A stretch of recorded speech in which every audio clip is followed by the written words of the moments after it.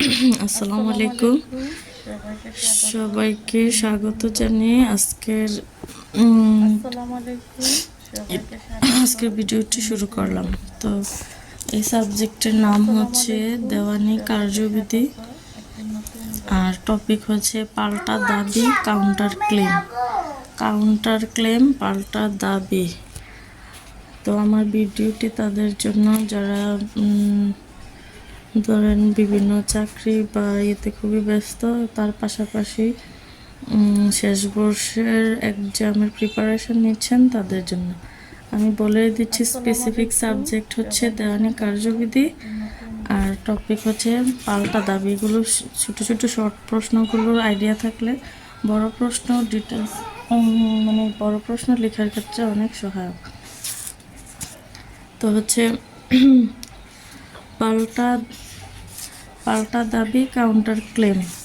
দেওয়ানি কার্যবিধির 21 আদেশের 19 বিধিতে কাউন্টার ক্লেমের বিধান আলোচনা করা হয়েছে।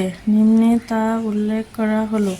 দেওয়ানি কার্যবিধির 21 আদেশের 19 বিধিতে কাউন্টার ক্লেমের বিধান আলোচনা করা হয়েছে। ব্যাপারটা হচ্ছে বাদীর অর্থপ্রাপ্তির দাবির ক্ষেত্রে বিবাদী উক্ত দাবি স্বীকার করার পর লিখিতভাবে বাদীর নিকট অধিক পরিমাণ অর্থ পাওনা দাবি করলে তাকে কাউন্টার ক্লেম বলে। কাউন্টার ক্লেম এর ক্ষেত্রে বিবাদীর দাবি অবশ্যই বাদীর দাবি থেকে বেশি হবে।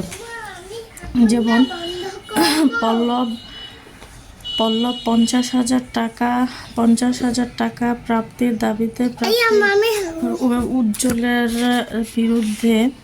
উজ্জ্বলের বিরুদ্ধে মোকদ্দমা দায়ের করলো।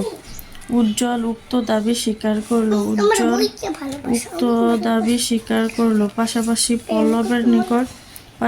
পল্লবের নিকট তার 60,000 পাওনা দাবি করলো। এক্ষেত্রে পল্লবের আর কোনো দাবি থাকে না, বরং কাউন্টার ক্লেম বা পাল্টা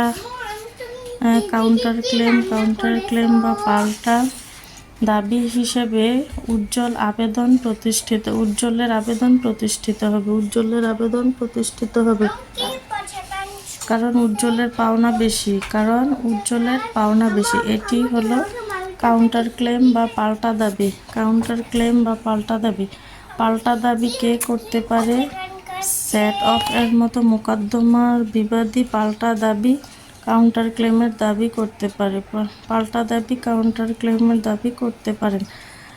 তো দর্শক বন্ধুরা, আমি নিজে একজন স্টুডেন্ট, তো আমি চেষ্টা করি ধরেন আপনাদের কাছে শেয়ারের মাধ্যমে আমি যদি এটা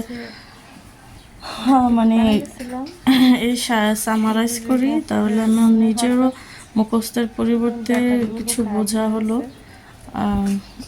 আপনারা আশা করছি উপকৃত হবেন। তো ইনশাল্লাহ day by day video develop হবে। আল্লাহ হাফেজ, আসসালামু